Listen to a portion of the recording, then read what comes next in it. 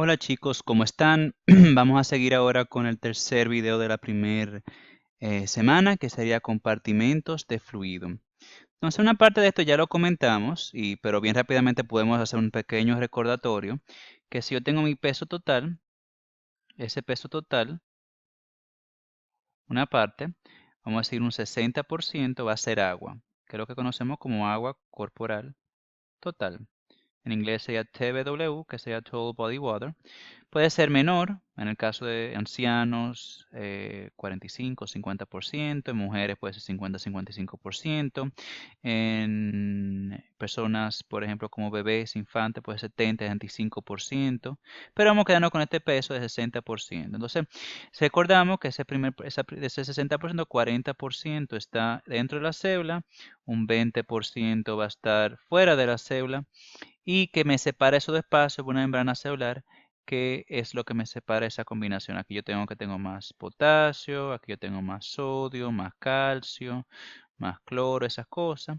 Y de aquí, en mi espacio extracelular, yo tengo otra segunda división, que sería de mi intersticio, que sería 3/4 partes del líquido extracelular, y mi plasma, que sería 1/4 de mi líquido extracelular. En algunas situaciones, algo de líquido se puede escapar de lo que sería los vasos sanguíneos, y eso me crearía en situaciones patológicas un tercer espacio. ¿Ok? Y la separación entre lo que sería el plasma y el líquido intersticial sería lo que sería mi pared capilar, mi endotelio, que es más grande, más permeable que lo que sería la membrana celular. Por lo tanto, aquí yo tengo que hay unas diferencias de sustancias entre el espacio intracelular y extracelular, y aquí en verdad es básicamente igual. La única cosa que yo voy a tener diferente es que en plasma voy a tener proteínas que no caben por estos hoyos, por lo tanto el líquido intersticial no tiene proteínas.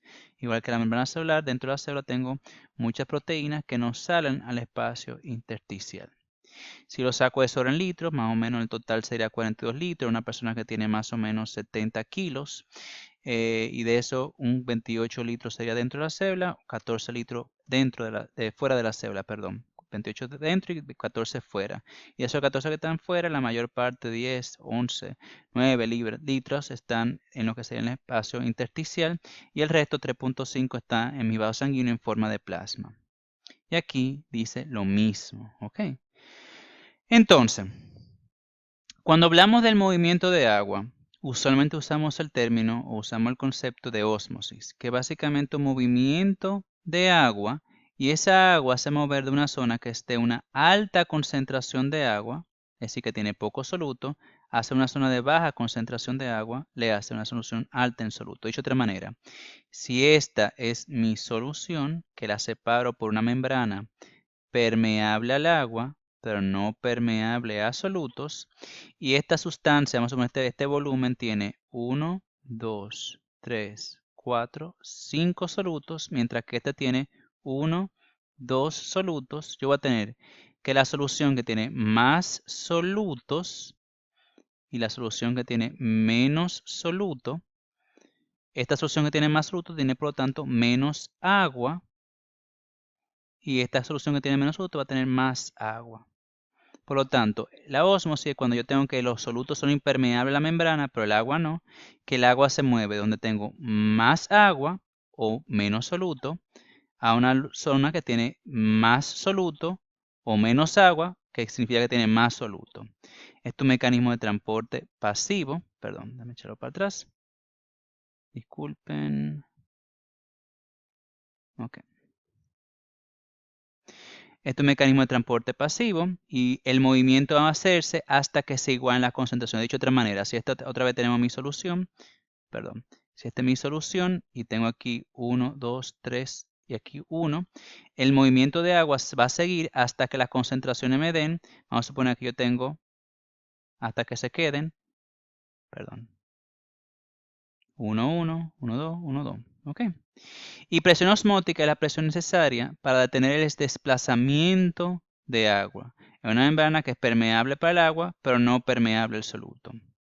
Entonces, para yo determinar qué determina para determinar la presión osmótica, tengo que determinar saber cuántas partículas están disueltas en el agua, en ellas. Vamos a suponer, hay solutos como por ejemplo glucosa, que yo pongo glucosa en agua y la glucosa se queda igual. Por lo tanto, 300 milimoles o miliequivalente por litro de glucosa va a ser 300 miliosmoles y se queda igual, no se disocia. Mientras que sustancias como cloruro de sodio, que está unida por enlaces iónicos, yo me recuerdo que el sodio dona un electrón al cloruro, por lo tanto este es positivo, el cloro es negativo, tiene menos electrones, tiene más electrones. Y cuando se encuentra con una molécula como el agua, me recuerdo que el agua, el oxígeno es grande, el hidrógeno es pequeño, y al ser así, implica que el oxígeno jala más los electrones del hidrógeno, por lo tanto tiene una parcial carga negativa, mientras que el hidrógeno, como tiene el protón expuesto, tiene una parcial carga positiva. Entonces, ¿qué pasa? Cuando una solución como cloruro de sodio se encuentra con agua, el hidrógeno, que tiene una carga positiva o parcial carga positiva, rodea cloruro, por lo tanto cloruro se separa, y el hidrógeno se me asocia o me separa el sodio y se queda como un catión, que es positivo. Por lo tanto, aquí que tenemos que el cloruro de sodio se disocia como dos partículas, por lo tanto, 150 miliequivalentes por litro de cloruro de sodio se traduce a que son 300 miliosmoles de sodio por kilogramo, perdón, que lo vamos a ver ahorita. Y en el caso del cloruro de calcio, que aquí tenemos que, como tiene un calcio y dos cloruros, se va a disociar en tres partículas, por tanto 100 miliequivalentes, tengo que multiplicarlo por 3, me da 300 miliosmoles. ¿Ok? Entonces, en este caso solamente quiero que tengan pendiente que la concentración osmótica o osmolaridad lo vamos a expresar como osmoles sobre kilogramo, y eso sería osmolaridad, porque osmolaridad es osmoles sobre litro. Como los moles sobre litro es una cosa que puede cambiar dependiendo de la temperatura, en Bernoulli le dice que preferiblemente se usa osmolalidad, que es osmoles sobre kilogramo. Y en el caso de nuestro cuerpo, que estamos manejando concentraciones tan ínfimas, en verdad utilizamos miliosmoles sobre kilogramo. ¿Y cuál es el valor que me interesa? El número high yield que tiene que recordarse de memoria es que en el cuerpo humano, en plasma, la concentración osmolaridad plasmática debe ser 300 miliosmoles por kilogramo. ¿Ok? Aunque en verdad, si damos la realidad, el número real es 280 sobre 290, pero el número más fácil de recordar es 300. Entonces, si dos soluciones tienen la misma presión osmótica, generan la misma presión para el movimiento de agua, decimos que son isoosmóticas. Si decimos que una solución es hiperosmótica, lo que estamos diciendo es que es más concentrada, y hiposmótica es menos concentrada. ¿Ok? Entonces ya comentamos que la osmolaridad se determina por la concentración total de soluto presente, mientras que tonicidad es la concentración de soluto que no entra en la célula. Y la tonicidad es lo que me determina el volumen celular. Ya comentamos que una solución si tiene 300 miliosmoles sobre kilogramo es lo normal. Por lo tanto, si yo pongo una célula que debe estar en 300 milosmoles y yo pongo esa célula que está acostumbrada a 300 milosmoles, una solución de cloruro de sodio al 200 milosmoles sobre kilogramo, esto es menos concentrado, es decir, vemos así, 200 milosmoles sobre 300. Esto tiene más, perdón, esto tiene más agua, tiene menos agua. ¿Por qué? Porque tiene menos soluto y tiene más soluto. Por lo tanto, el agua se mueve desde afuera hacia adentro. Por lo tanto, una célula en un medio hipotónico se puede hinchar hasta explotar. Lo contrario, tengo una célula que está en una solución de 400 miliosmoles. Y la célula está 300, sigue 300. Tiene más soluto, por lo tanto, tiene menos agua. Por lo tanto, hay más agua donde dentro de la célula. La célula saca agua para tratar de igualar. Por lo tanto, en un medio hipertónico, la célula se encoge o se crena. Y aquí, cuando vemos cloruro de sodio a 300 milosmoles más urea a 100 milosmoles, al principio uno diría, bueno, 300 más 100 es 400, por lo tanto pasa lo mismo, se va a encoger la célula. Pero yo me recuerdo después que eventualmente la urea,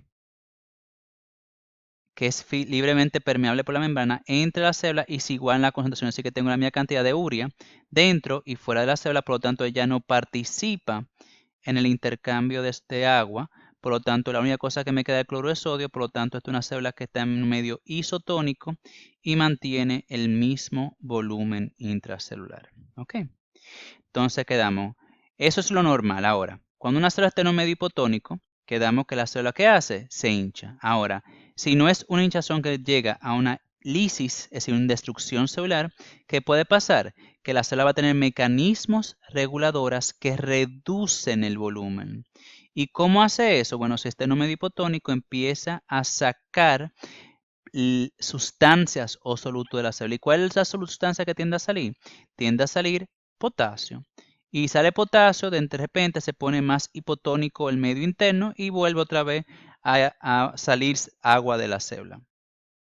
Igualmente, si una célula tiene un medio hipertónico, empieza a crenarse, a perder volumen, tiene mecanismos reguladores para incrementar el volumen. ¿Y cómo logra eso? Bueno, igualmente, para yo incrementar el volumen, yo quiero entonces ahora aumentar la concentración dentro de la célula. Por lo tanto, yo trato de entrar sustancias dentro de la célula, solamente ¿qué? Sodio, porque recuérdense, volvemos al tema, y por eso es importante que recuerden eso, tengo más sodio fuera y más potasio dentro. ¿Ok? ¿Qué más? Ya, básicamente eso. Tengo que tener pendiente lo que es rehidratación oral. Tengo un paciente que está deshidratado. Yo tengo varias opciones. Si una deshidratación leve, yo simplemente puedo dar agua.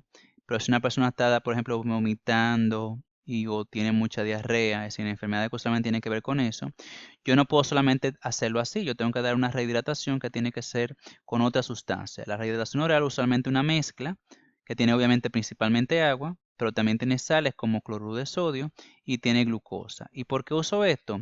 Porque la glucosa y iones de sodio son reabsorbidos por un mecanismo de cotransporte y transporte activo secundario, que es con el CGLT1, recuerden, Sodium Glucose Linked Transport, este es lo que tengo en el intestino delgado, y otros transportadores que aparte de que me permiten recuperar esas sales que se pierden ya sea en vómito y en las diarreas, también me permiten aumentar la osmolaridad que permite un aumento de la absorción de agua. Así que no solamente que estoy entrando sales, sino que me permite mayor absorción de agua perdida.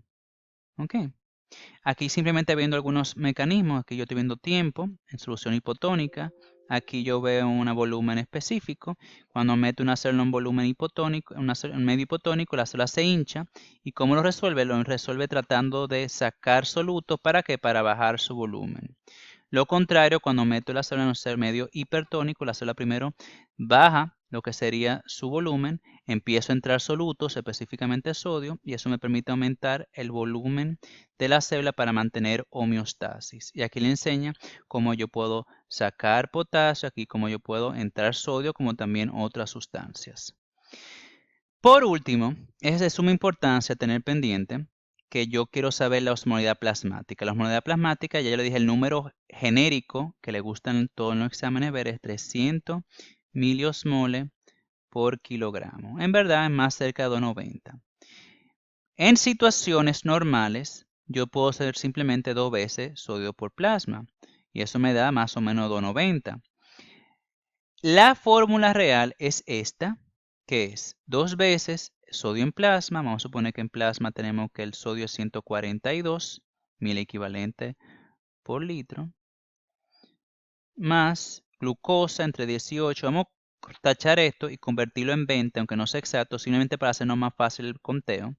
Y vamos a suponer que glucosa sea 80, 80 entre 20, más urea, y vamos a cambiar esto de 2.8 a 3 para también hacerlo más fácil. Vamos a suponer que sea 21 entre 3.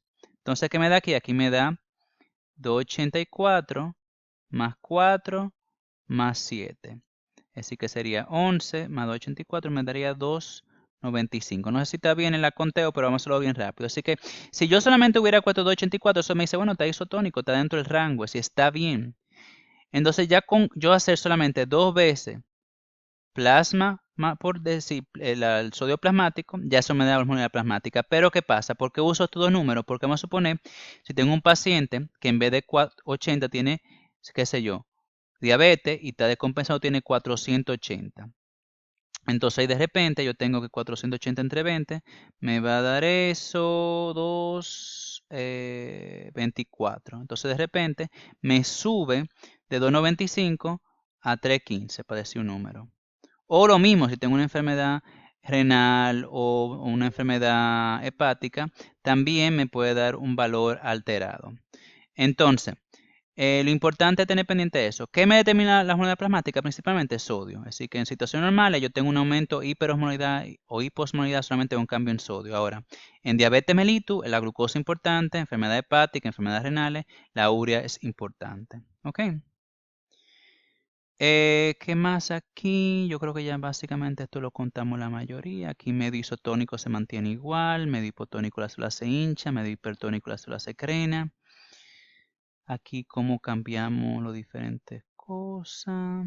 Ya esto lo habíamos comentado, son valores que yo entiendo que ustedes deberían dedicarle un tiempo y memorizarlo, especialmente sodio, potasio, el pH y la osmolaridad. Después, al final de cuentas, lo que quedaron tres, que al final de cuentas no tuviera mal que se lo recuerden y ya. Y aunque hablaremos esto más adelante cuando demos el tema de pH, acidosis, alcalosis, problemas metabólicos, es decir, de metabólico respiratorio de ácido base, tener pendiente que a mí me interesa tener un pH neutro. Y ese pH neutro, recuérdense, perdón, ese pH neutro, ay Dios, ese pH neutro va a ser básicamente 7.4 el número genérico, pero recuérdense que es un rango. A mí me interesa tener el pH entre 7.35 a 7.45. Y cualquier cosa que sea debajo de eso es acidosis. Cualquier cosa que sea encima de eso sería una alcalosis o base.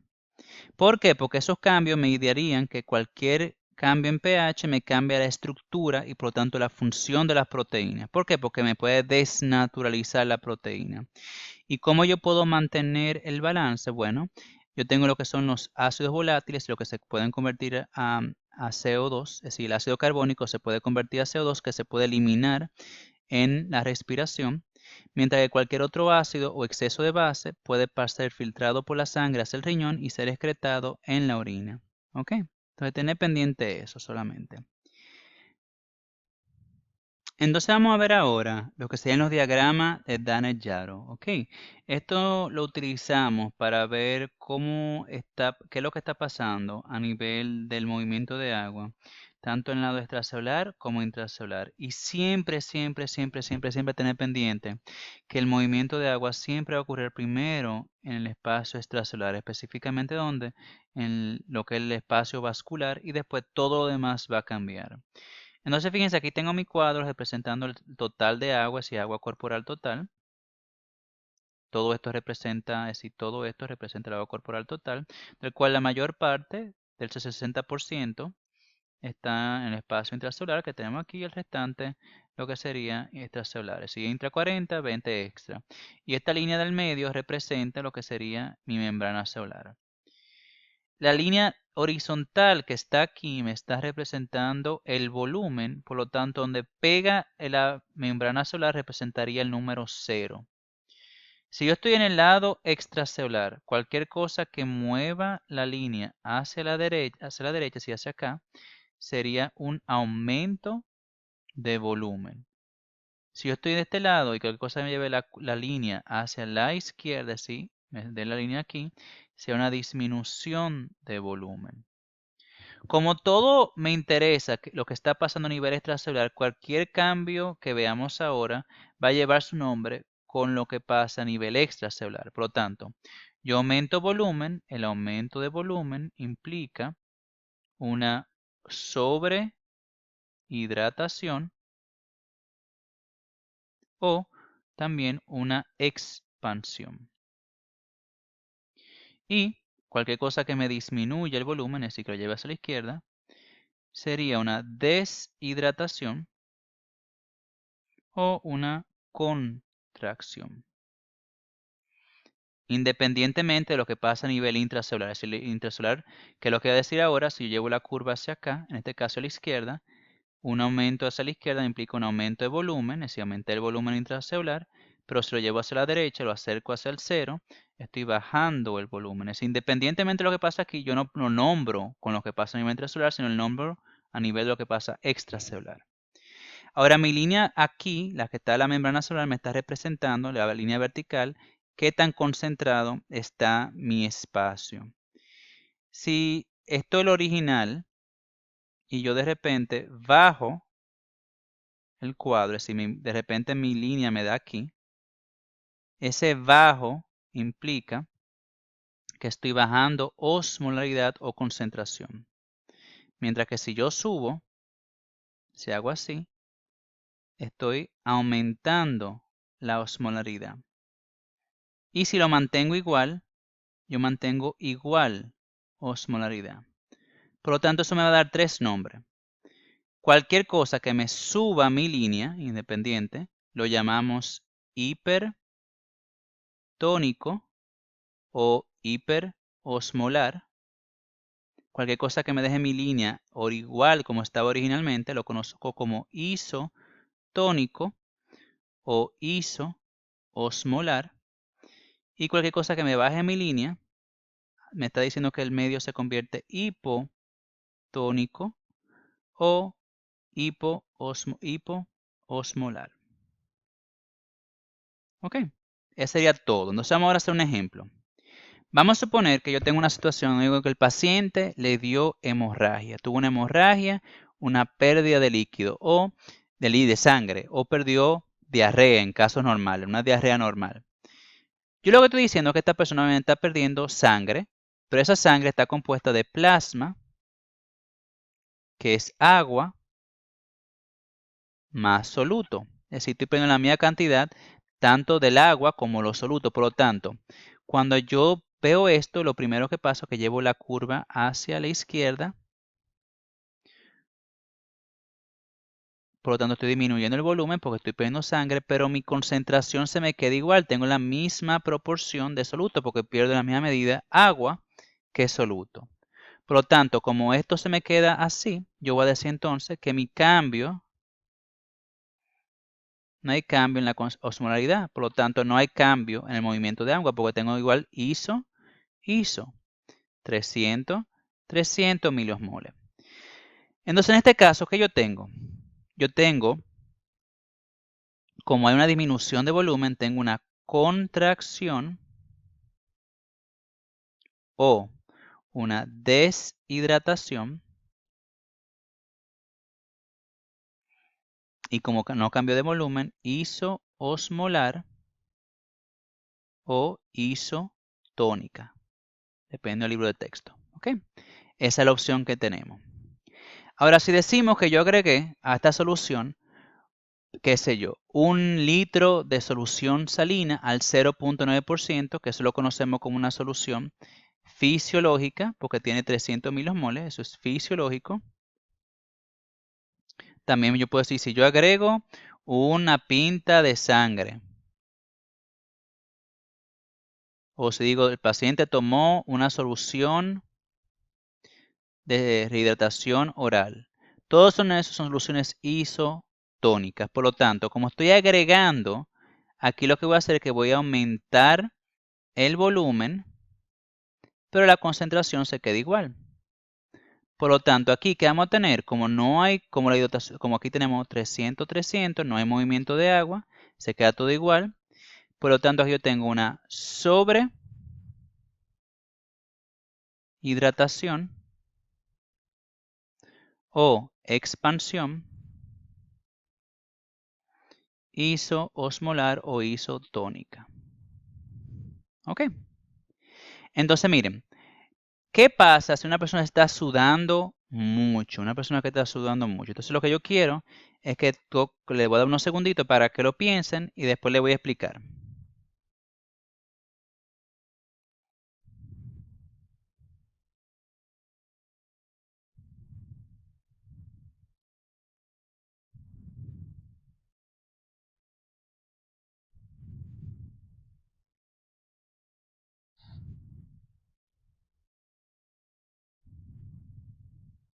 Entonces, miren, en este caso, si digo que yo estoy sudando, yo me recuerdo que cuando yo sudo pierdo tanto agua como soluto.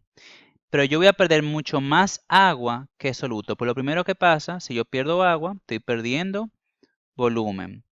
Pero si estoy perdiendo más agua que soluto, eso implica que mi sangre se queda más concentrada que antes.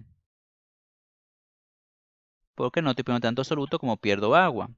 Por lo tanto, ya esto no es 300 milosmoles, tiene que ser más de 300 milosmoles, por lo tanto tiene más soluto y menos agua.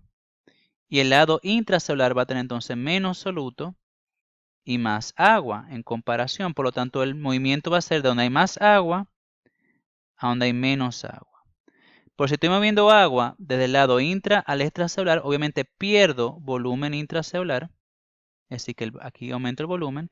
Y como yo estoy perdiendo agua y no estoy moviendo soluto, la concentración se iguala a la extracelular. Por lo tanto, este cuadro lo que me está diciendo es que yo tengo una contracción o deshidratación hipertónica o hiperosmolar. ¿Y qué más yo puedo decir? Una persona que está sudando mucho, que no está reponiendo líquido, ¿qué va a pasar con el tamaño de la célula? Bueno, la célula va a disminuir tamaño o volumen. ¿Ok? Ahora vamos a decir que tengamos una persona que está consumiendo mucha sal en su alimentación. Hay formas más fáciles de hacer el ejercicio, pero vamos a poner la forma más difícil y después vemos. Por eso puede también algunos antibióticos o eso puede ser que estoy tomando agua de mar, pero vamos a decir que una persona que está consumiendo mucha sal en su alimentación.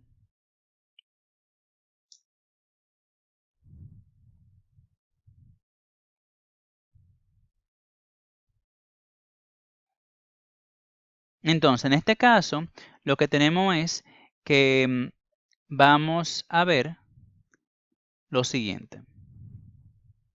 En este caso empezamos, si yo consumo mucha sal, obviamente esa sal yo la voy a absorber en mi tracto digestivo y eso va de mi intestino a mi sangre. Por lo tanto, lo primero que pasa es que yo aumento la concentración de mi sangre o de mi espacio extracelular por la sal. Recuérdense que solamente 2 por sodio me da la osmolaridad. Entonces, si aumento sodio, aumento osmolaridad. Por lo tanto, yo tengo más soluto y menos agua en este lado y aquí yo tengo menos soluto y más agua en el espacio extracelular. Por lo tanto, el agua se mueve desde intra hasta extra. Eso me aumenta mi volumen extracelular. Imagínense la persona que consume mucha sal, se hincha. ¿Y qué pasa? Que entonces, por lo tanto, pierdo volumen intracelular y ese igual a concentraciones. Por lo tanto, esto, vemos otra vez, le ponen el nombre por lo que pasa a nivel extracelular. Obviamente, tenemos una sobrehidratación o expansión. Y eso va a ser en este caso hipertónica o hiperosmolar. Si pregunto qué pasa con el volumen celular disminuye. ¿Qué pasa con la osmolaridad intracelular? La osmolaridad intracelular aumenta. Ok.